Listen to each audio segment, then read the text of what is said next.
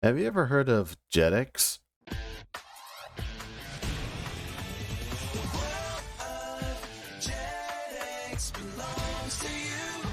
It was pretty big back in the day. Get Ed, Super Robot Monkey Team Hyperforce Go, Puka, Yin Yang Yo, Witch, Jackie Chan Adventures, probably the most memorable televised blocks of all time. Back in the day when Saturday morning cartoons were a thing, Jetix was created after an agreement with ABC and Fox Kids after Disney's purchase to rebrand the Fox Kids programming into one single brand. It was also regarded as a worthy alternative to Cartoon Network's Toonami. Jetix premiered on Toon Disney in February 2004 until its discontinuation in 2009, and it was rebranded into Disney XD. Though Jetix was very successful, Disney aimed to rebrand the rebranding to cater the programming to boys and preteens. Similar to Toonami and even for kids, Jetix had its own lineup of anime, from Digimon to Beyblade, Mush Rambo, renamed Shinzo, Sonic X, and of course, Oban Star Racers.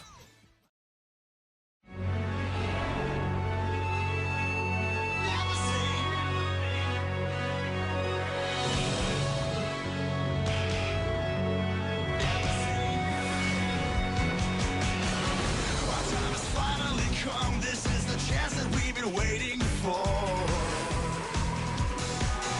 all comes down to this defining moment. We can wait no more. Never say never. Never gonna stop us now. Maybe forever. Always let the battle down. Never say never.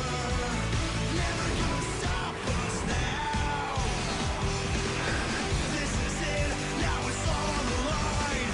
Never say never. Never gonna stop us now. Out of all the anime in the known universe, this one is where it all began. Long before I even knew what anime was, I was a simple kid who enjoyed any cartoon my eyes can get a glimpse of. Two Stupid Dogs, Secret Squirrel, Gumby, Penelope Pitstop, and anything Disney related, mostly Winnie the Pooh. Back when you could rent out VHS tapes, I would be the one to pick out anything that was pleasing to the eye. This is where I discovered Sailor Moon for the first time, and to be honest, I had no idea what I was looking at. I mean, it was a bunch of girls transforming into wannabe girdle looking Power Rangers who fought monsters on an almost daily basis. Didn't know what it was, but it was pretty to look at. This would be my prologue to the anime genre. What would be the true kicker was when I was at my mom's job on a Saturday because she had extra paperwork and you should never leave your child home alone. I still remember those days as if they were real and not just dreams. I was inside a conference room at the time and just so happened to find an Oban Star Racers marathon airing on JetX. That was the day I fell in love with not just Oban, but the anime genre, and the rest for me was history. Bleach, Inuyasha, Blood Plus, Big O, and whatever anime that was being violated by 4Kids. Oban was unlike anything I have ever known, and this being on the same block that had Power Rangers and Yin Yang Yo. I can't tell if it was fate or by sheer coincidence, but regardless, I found my first official anime that day. One that I personally resonated with, that was full of twists and turns both emotionally and figuratively. One that I dubbed my introduction to the anime genre. It's kinda ironic that I'm feeling nostalgia for Oban because apparently screenwriter Save Yeatman Eiffel wanted to create something that would be full of emotions that he himself felt when he was young watching anime in the 70s. This is where he founded his company called Save the World Productions and released a short film called Molly in 2001, a short animation that depicted the essence of Oban Star Racers, Molly piloting this aircraft while showcasing other alien species. Now with a clear vision on what to do with this creation, Save Yeatman Eiffel collaborated with Japanese animators, all while refusing to work with any party that could potentially alternate or change any of the design aspects, one of which was a North American production company that wanted to change Molly's character into a boy. Summit finally found financial partners to work on this series, specifically Disney and Bandai, but took 9 years just to complete the entire series, with the concept made in 1997 to production beginning in Paris in 2000 and finally moved to Tokyo 3 years later. Summit worked on the scripts in English and were adapted in French, with the English audio being recorded in Vancouver, Canada. Finally, on June 5th, 2006, Oban Star Racers made its debut. I never actually gave this much thought, but it's kind of interesting and funny to me whenever these sci-fi plots take place in a time frame that's set near the 2100s. I mean, imagine the technology that you see in other sci-fi universes that we could theoretically have now. Flying cars, space colonies, or even hoverboards. By the way, we're beyond past 2015. Where are those hoverboards? Now, luxury car maker Lexus has debuted an actual working hoverboard.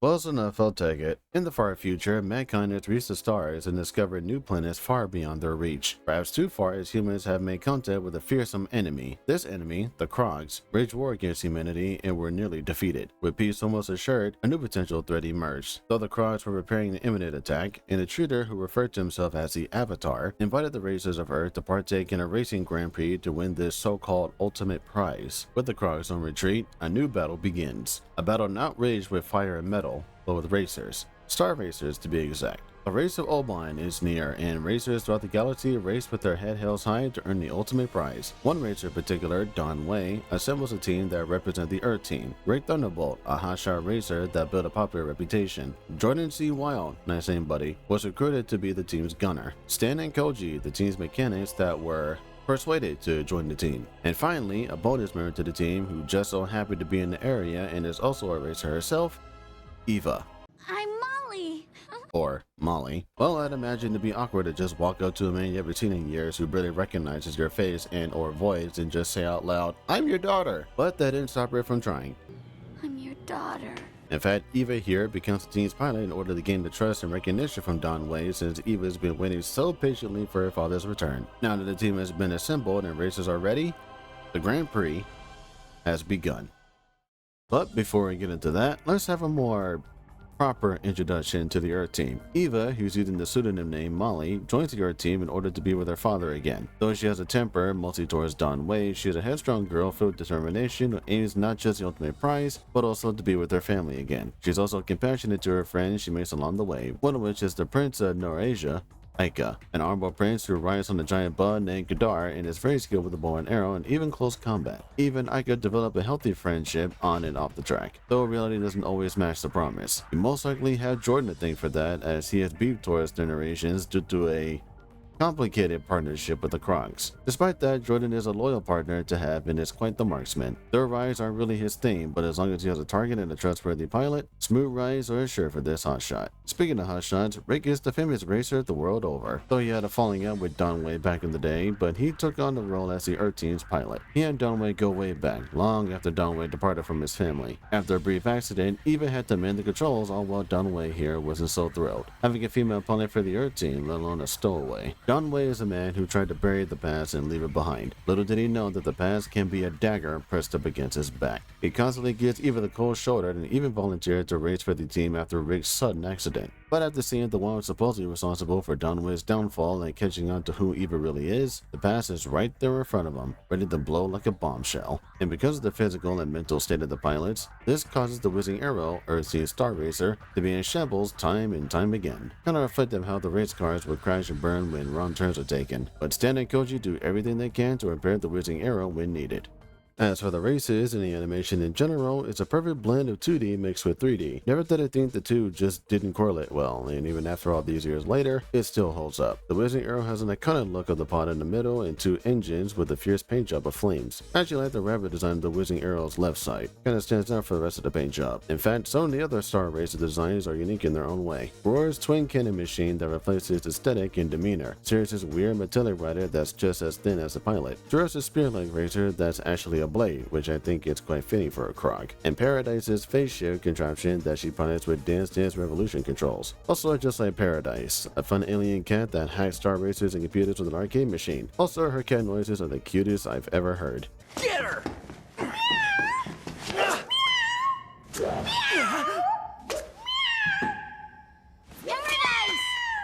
Even though the Grand Prix consists of just reaching the finish line, there are other types of races that involves more maneuverability and observation, dodging traps that are life-threatening, racing in an arena where you must find your way out. And I'm pretty sure this may be a guilty pleasure for some. Break the targets. Break the targets!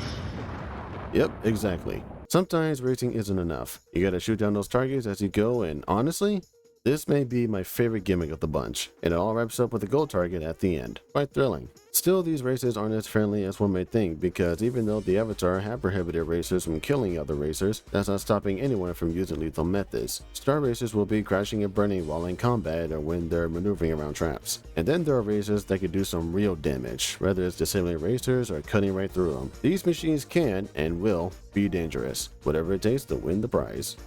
Like many others who viewed Oban for the first time on Jetix, the music track that comes to mind is The Main Thing, Never Say Never, performed by After Midnight Project. This song was only for the US airing, but the closing theme, Warateta, is a song that pierces the heart and perplexes the soul. Funnily enough, this was composed by Yoko Kanno, the same composer of Cowboy Bebop and Ghost in the Shell standalone complex. And that's just scratching the surface. Yoko Kanno is indeed a legend.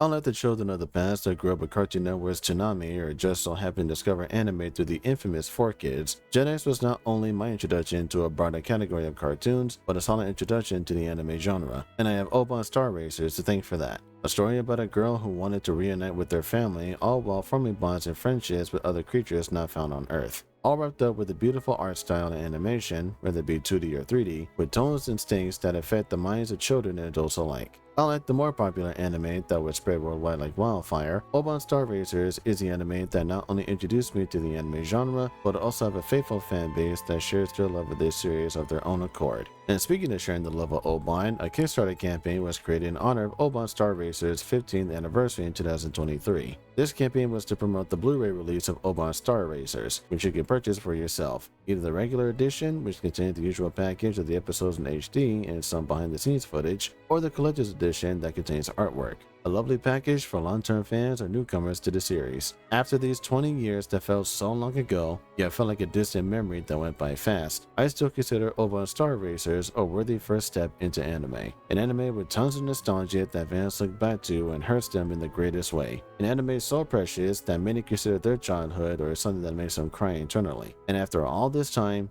I feel that. If it wasn't for Oban, then I probably wouldn't have a proper introduction to anime. Maybe Adult Swim would have been my starting point as they had Bleach, Blood Plus, and Big O during that time. But for an anime that could be enjoyed by anyone, yes, even children, even though I still stand by my belief that anime is not for kids, I strongly believe that Oban Star Racers is that anime that brought a worthy introduction into the genre and can offer something more wholesome to those who are looking for something more endearing or something they've yet to experience. Whether you started in Jetix or you're just now discovering Oban Star Racers for the first time, this anime is a huge recommend for first-timers and long-time anime fans alike. Oban Star Racers is unlike anything I'm seeing nowadays, and I just so happened to discover this during a marathon. Too much of a coincidence if you ask me, but you know what? A memory that I hold deep within my heart and soul. So thank you, Oban Star Racers. Thank you for introducing me to a genre that was not only life-changing, but also filled with creativity and passion, even if the genre isn't as solid as one would think.